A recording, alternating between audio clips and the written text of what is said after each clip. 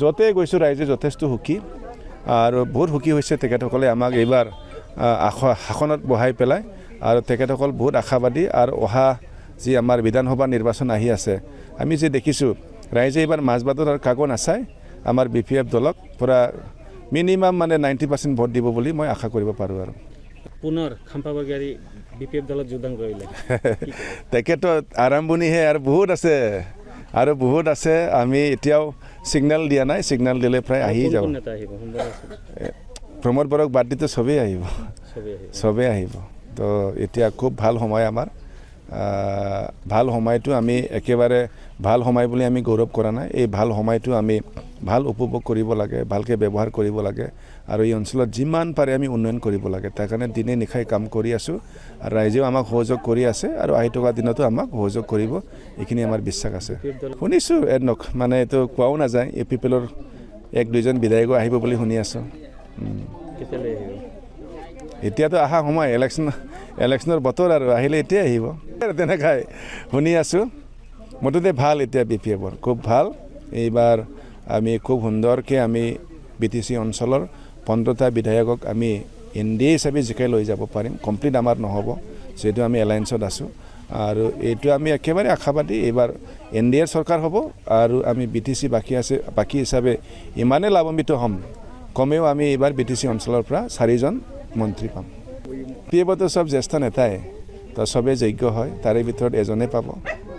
জনে পায় তাকে একচেপ্ট কৰিব লাগিব এইটো কোৱা নাযায় হাইকমাণ্ডে ক'ব এইটো হাইকমাণ্ডে ক'ব কিন্তু মাজবাটতো এতিয়ালৈকে কণ্টেষ্ট হ'ব বুলি দেখা নাই কিয়নো যি ধৰণে আমাক ৰাইজে সঁহাৰি জনাইছে সবেই খেলিলেতো অলপতো ভোট পাব কিন্তু ডিফাৰেঞ্চ বহুত থাকিব মানে একেবাৰে নেক টু নেক কণ্টেষ্ট হ'ব নিচিনা লগা নাই না কি কয় আপোনালোকে হ'ব নিচিনা লগা নাই নাই আমিতো কৈয়ে আছোঁ আমাৰ কথা হ'ল আমি উন্নয়ন কৰিব লাগে যোৱাবাৰ আমি NDA আমাক আদৰিছে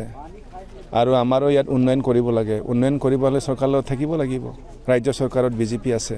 কেন্দ্ৰীয় চৰকাৰত BJP আছে তেখেতসকলত মিলি নাথাকিলে আমিতো টকা পইচা নাপাম আমাৰ কথা হ'ল এই অঞ্চল উন্নয়ন হ'ব লাগে উন্নয়ন হ'ব লাগিলে যাৰ লগত থাকিলে লাভ হয় এইটোৱে আমি কৰিম কিন্তু আমাৰ অন্য বেলেগ একো নাই আৰু ইয়াত আমি সদায় মানে একেবাৰে ক্লিয়াৰ BTC বাকী ৰাইজক আমাৰ BTC চুক্তি যি ধৰণে আমাক অধিকাৰ দিছে যিখিনি আমাক মানে সংবিধানে লিখিছে এই মতে ৰাইজক যি ধৰণে সুৰক্ষা দিব লাগে ইয়াত আমি কোনো দিনে কম্প্ৰমাইজ নহওঁ কম আজি নামটো নকম আছে 2-3জন আছে নাম নকম ভাল লগা এটা মুহূৰ্ত আমি চৰকাৰ কৰি মাত্ৰ 4 মাহে হৈছোঁ 4 মাহতে আমি ইমানেই উদ্বোধন কৰিছোঁ আমাৰ সময় জোৰা নাই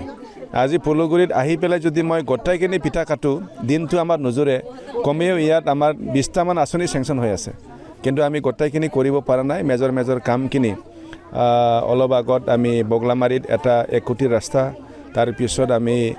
পলুগুৰি ৰাবা গাঁৱত 1 কোটি ৰাস্তা আৰু এতিয়া ইয়াত খুচৰাবাৰীত 1 কোটি টকাৰ ৰাস্তা ইতিমধ্যে আমি RIDB লগত বনাবলগীয়া স্কিমটো আধাহেলা স্থাপন কৰিছোঁ আৰু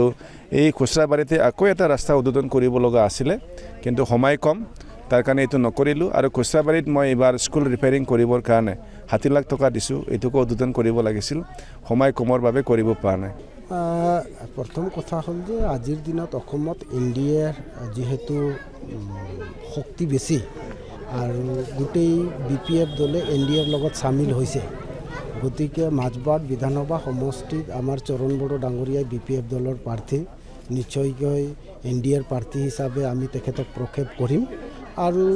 মইতো একো বেয়া দেখা নাই বেলেগ দলৰ ইয়াত কেণ্ডিডেট থাকিব নে নাই মোৰ সন্দেহ হৈছে গতিকে নিশ্চয়কৈ অহা বিধানসভা নিৰ্বাচনত মাজবাটৰ পৰা আমাৰ চৰণ বড়ো ডাঙৰীয়াই আমাৰ BPF দলৰ বা NDAৰ প্ৰাৰ্থী হ'ব আৰু তেখেতক গোটেই ৰাইজে ভাল পায় গোটেই ৰাইজে জয়যুক্ত কৰাই লৈ যাব বুলি মোৰ বিশ্বাস আৰু BTC হিচাপে আমাৰ 15টা সিট আছে তাৰে মোটামুটি BJP আৰু BPF দলৰ এটা আনুষ্ঠানিক মিত্ৰতা হৈছে আমি BPF দলে NDAত সামিল হৈছোঁ আৰু গতিকে গোটেই BTC অঞ্চলত 15টা সিট আছে 15টা সিটতে আমাৰ NDA হিচাপে 15টাই জয়যুক্ত হ'ব আৰু নিশ্চয়কৈ BTCৰ আকৌ শক্তিশালী স্থিতিত আহিব